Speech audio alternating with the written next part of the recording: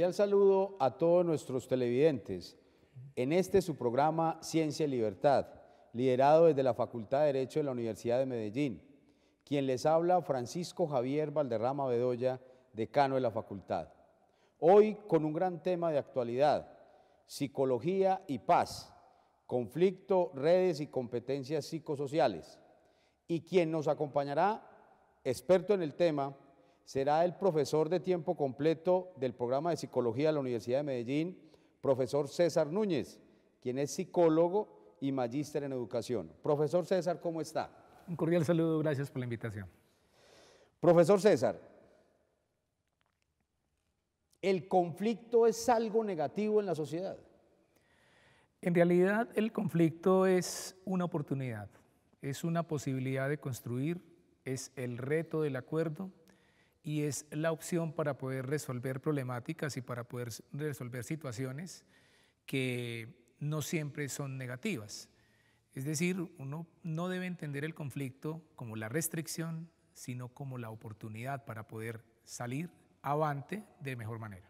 El conflicto siempre se va a dar desde el punto de vista de lo social. El conflicto es algo connatural en la vida humana, es parte natural de las relaciones sociales y es precisamente la oportunidad en ese marco de la naturalidad de las relaciones humanas y sociales de poder construir mejores formas en la vida. Sí, porque escuchándolo me doy cuenta, porque se lo explican a uno en derecho, más que todos los profesores de procesal, cuando le empiezan a explicar a uno en teoría general del proceso, que realmente lo que busca el derecho es resolver conflictos. Es más, hay algunos que cuando hablan de las funciones del derecho, dice que una de las funciones del derecho precisamente es la resolución de los conflictos. Entonces es algo que es connatural siempre al comportamiento humano. Así es. De hecho, psicológicamente, el conflicto siempre ubica el reto de poder poner en encuentro lo personal con lo interpersonal y luego con lo institucional, con lo interinstitucional y con la misma condición social. Pero inicialmente parte de las condiciones individuales. Por eso, en términos especialmente de lo jurídico, la resolución del conflicto suele ser la mejor forma de poder establecer la solución a grandes problemáticas, porque la condición normativa no siempre es la que tiene la condición de resolución. Teniendo en cuenta la actualidad en que vivimos, digámoslo en estos últimos 5 años en Colombia precisamente, hablar de acuerdo de paz, hablar de el concepto de la construcción de la paz, ¿qué implica la construcción de paz y en qué niveles se da? La construcción de la paz es un proceso que es complejo y para efectos de esa condición de complejidad yo prefiero siempre aludir a varios conceptos. El primero es, aquí hay asuntos que son personales, pero hay aspectos que dentro de la lógica de lo social implican lo psicosocial, lo psicocultural, lo psicohistórico y lo psicolegal. Y si uno retoma esos aspectos, pues hay varios niveles en los que está operando o en los que está refiriendo a esa complejidad que la paz implica dentro de lo individual y lo social. Por eso hablamos de niveles micros, de niveles meso y de niveles macro.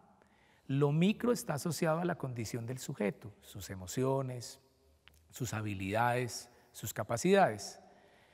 Lo meso está ubicado en el lugar de la escuela, de la familia, es decir, todos estos procesos que intermedian con lo individual. Y a nivel macro, obviamente, entenderemos los aspectos que rodean lo político, las estrategias de desarrollo, los modelos económicos y demás. Ahora, es claro que el nivel micro o el nivel individual, digamos, es el primer soporte, el primer eje que existe entre todo ese proceso de construcción de paz, porque involucra tanto los niveles meso como los niveles macro, por ejemplo, a nivel político y a nivel económico. Usted que habla de eso a nivel político y económico, me surge una inquietud por la polarización que vive el país precisamente después de firmado el acuerdo de paz.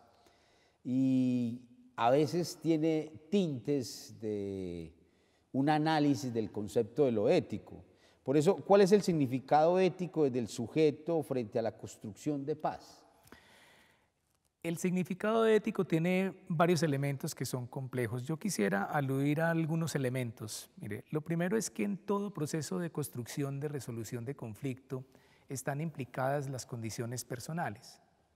Es decir, hay responsabilidades personales, individuales, pero también hay responsabilidades jurídicas, pero también hay responsabilidades sociales. Todos los seres humanos tenemos cierto nivel de rol y cierto nivel de capacidad para resolver las problemáticas que rodean nuestro entorno, que hacen parte bien sea de nuestros vínculos sociales y nuestros vínculos personales. Tenemos roles particulares, pero también existen responsabilidades en el orden ético asociadas a las condiciones de los juicios que tenemos frente a lo que nos rodea y frente a nuestras decisiones. Y eso naturalmente también tiene que ver con las implicaciones morales respecto de las concepciones de valor del otro. Ahora, hay un aspecto muy importante respecto a lo que tú estabas planteando relacionado con la polarización y tiene que ver con la forma en la que nos enfrentamos a la resolución de los conflictos o a enfrentar los conflictos o a vivenciar los conflictos y sobre todo las soluciones. Y tiene que ver con el tipo de participación que tenemos frente al conflicto. Existen niveles de participación que, por ejemplo, se asocian a condiciones paternales, es decir, proteger a aquellos que creemos que están siendo desprotegidos. ¿Listo?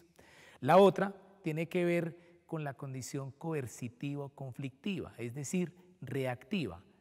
Y la última tiene que ver con la condición coproductiva, que es precisamente la más difícil y la que está asociada a las condiciones de negociación. Yo quisiera que esos tres elementos que usted acaba de explicar, después de una pausa, usted nos profundizará en cada uno de ellos.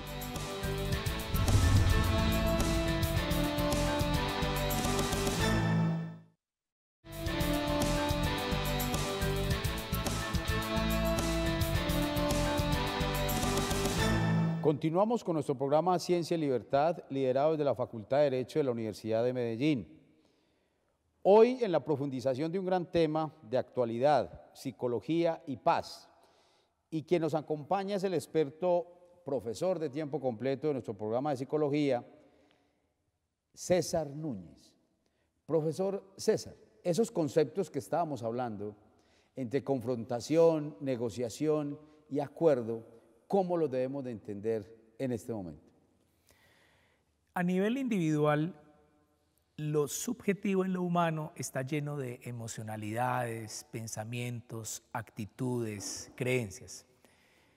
La resolución de todo conflicto, por ejemplo, lo que estamos viviendo hoy en el proceso de paz, por ejemplo, asociado a los procesos de polarización que se han dado en diversas tendencias de comprender lo que está sucediendo con el proceso de paz, tiene que ver con la forma en la que lo individual se traspasa o se lleva a lo social en términos de la resolución de la confrontación. Digámoslo de esta manera, en el marco individual prevalece mucho de lo emocional, pero en el marco social eso que es puramente emocional se debe traducir en una condición que lleve más a la posibilidad del consenso, del acuerdo. Pero no podemos entender que un acuerdo se establezca a partir de la unificación, sino que precisamente los acuerdos se establecen en el marco de del disenso, de lo diferente, de lo que es distinto. De tal manera que la forma de poder establecer la posibilidad de negociar la confrontación es precisamente a través de lo que he marcado previamente, que es la coproducción de la sociedad en términos del acuerdo o en términos de la negociación. Profesor, teniendo en cuenta esa última afirmación suya, entonces, ¿cuáles serían las relaciones entre poder y conflicto? Las relaciones entre poder y conflicto son de múltiples matices. Lo primero es que el conflicto es connatural a lo social, el conflicto es parte del desarrollo humano y parte de la condición evolutiva, es parte de la condición propia de resolución en las diferentes esferas, en los diferentes escenarios y en los diferentes actores. Ahora, las condiciones de poder son formas de mediación, son formas de negociación que tienen diversas matices, diversas representaciones. Uno puede hablar de poder de recompensa, por ejemplo, de poder coercitivo, pero también puede hablar de poder referente, pero también puede hablar de poder de experto o poder de la información, poderes reactivos. También puede hablar de formas de poder respecto de impedir o de obstaculizar, también de poder persuasivo. Y todos ellos, en el marco de su realización, implican siempre relaciones que pueden ser conflictivas. Ahí hay un concepto entonces, de acuerdo a esas formas de poder que me fue enunciando, hay un concepto que me surge, cómo nos puede colaborar con la percepción que usted tiene de él, y es cómo se entiende el sujeto en el marco de la responsabilidad. El sujeto en el marco de la responsabilidad tiene varios elementos muy importantes. Uno, que tiene que ver con su lugar personal, subjetivo, al que me refería en el nivel básico, que es intraindividual, pero también hay un aspecto de responsabilidad que tiene que ver con la actuación frente a los otros. Y esto tiene mucho que ver en una discusión que psicológicamente nosotros la denominamos el problema de la identidad respecto de la condición grupal. Y es que nuestra identidad es propia porque es diferente de otros y en ese sentido es en el marco de lo colectivo a partir del cual se forja la condición individual. Esto significa que no es posible que seamos individuos únicos si no tenemos un referente de otros. Y siempre encontrarse con otros, especialmente en el mundo social, implica un reto de resolución del encuentro que en muchos casos es conflictivo. ¿Y qué relación hay entre esa buena definición que usted hace, que lo hace desde el punto de vista de la psicología? Entonces, ¿qué aporta la psicología a estos dos conceptos de poder y conflicto? Muchos elementos interesantes. Yo quisiera decir que típicamente cuando se lee lo psicológico, se lee como la atención de lo individual. Y digámoslo de esta manera. En términos de entender esta perspectiva de lo que significa la construcción de la paz, los referentes de paz, las confrontaciones que se dan respecto a esto, los intereses, digámoslo, debe entenderse lo psicológico, la intervención psicológica más allá del sujeto clínico, es decir, más allá del sujeto de la salud mental, al sujeto social, al sujeto comunitario, al sujeto de coproducción de cultura, de sociedad y de orden social. Entonces, desde ese punto de vista, uno podría decir que hay funciones o qué funciones tienen las redes comunitarias en la resolución de conflictos. Las redes tienen un papel muy importante. Se lo digo es por algo, de acuerdo, la teoría del derecho es clara en explicar que el derecho es un resultado, no es el origen de algo. Es un resultado de que ese ser humano, ese individuo que luego se relaciona en sociedad, necesitaba de un instrumento, digámoslo así, de control de comportamientos. Y por eso los comportamientos se regulan, y se regulan desde el punto de vista normativo.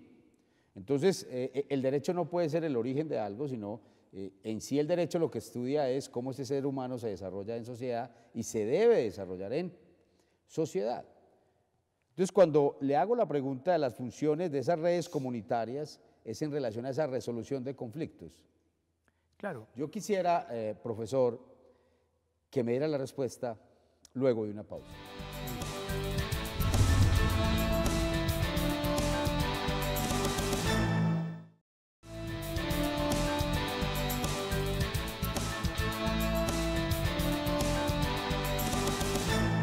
Continuamos con nuestro programa Ciencia y Libertad, liderado desde la Facultad de Derecho de la Universidad de Medellín, hoy con el tema Psicología y Paz, y con nuestro experto, el profesor del programa de Psicología de la Universidad de Medellín, César Núñez. Profesor César, ¿qué funciones tienen las redes comunitarias en la resolución de conflictos? Bastantes funciones importantes. porque los conflictos no se resuelven en lo individual únicamente, sino que en esencia, en el tema que estamos tratando de construcción de paz, se resuelven en lo colectivo.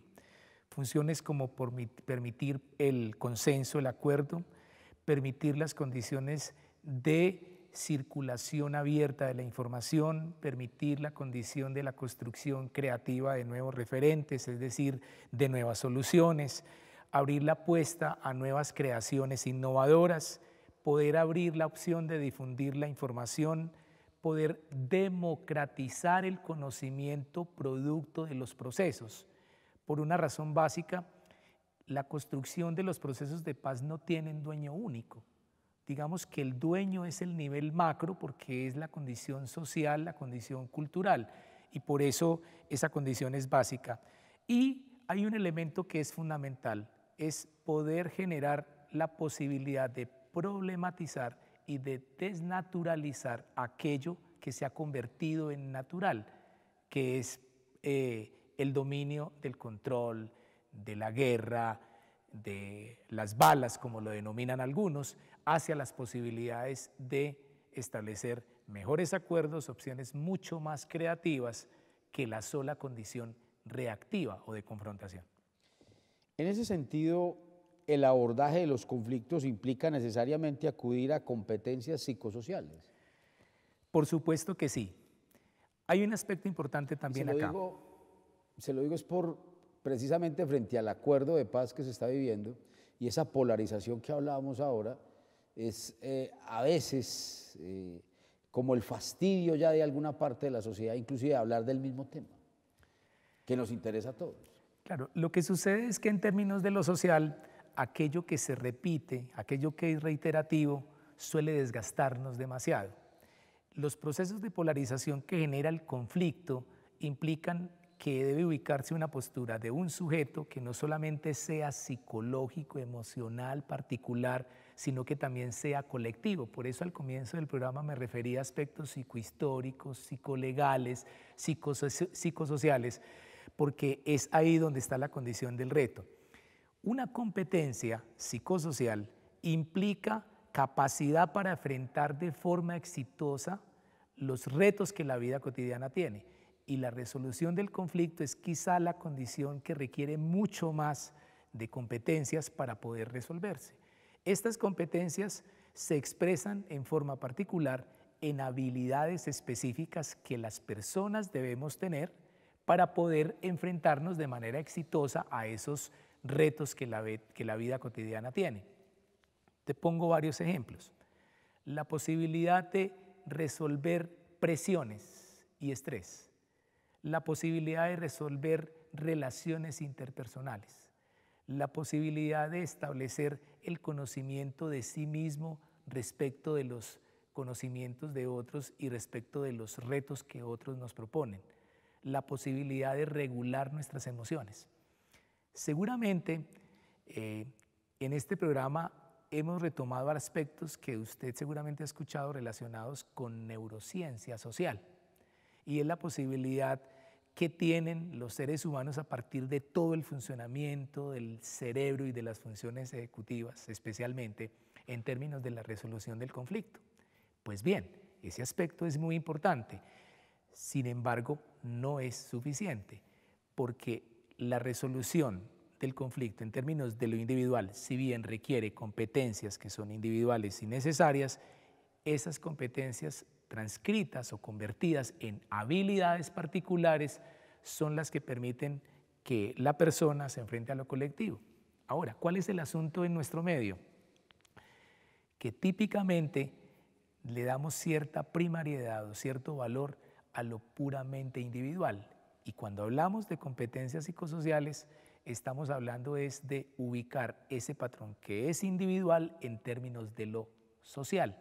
Por eso se denomina competencias psicosociales frente al conflicto. Mire, tanto la psicología como el derecho tienen que ver con el comportamiento humano. Claro que sí. ¿Cuáles son los factores que influyen en el comportamiento humano? Muchos son los factores, pero principalmente hay factores que son parte de nuestra condición de personalidad. La mayor parte de las condiciones de la resolución del conflicto, del enfrentamiento al conflicto, y de la forma de vivenciar el conflicto son aprendidos. También hay factores que están relacionados a ambientes que pueden favorecer o no el desarrollo de ciertas condiciones que puedan hacer que las personas se enfrenten de mejor manera o de peor manera al conflicto. Así que estamos hablando de aspectos que son propios o personales, aspectos que son ambientales y aspectos que son comportamentales, que están asociados a su vez a lo que se denomina el modelo de la actitud humana, es decir, lo que pensamos, lo que sentimos y lo que hacemos. Yo quisiera seguir hablando pues de esto, porque eso es un tema totalmente fascinante y que tiene que ver tanto con ustedes los psicólogos como con nosotros los abogados, lo que es el comportamiento humano. Pero le queremos agradecer demasiado. Era algo relevante porque se siente a veces un odio colectivo de parte de un sector frente a lo que es el mismo acuerdo, pero realmente todos sus conceptos como que van aclarando muchas de esas cosas, el porqué de ese odio colectivo frente a lo que estamos viviendo en Colombia, el acuerdo de paz. Profesor César, le queremos agradecer. Muchas gracias. Ustedes, gracias por la invitación. Un feliz día.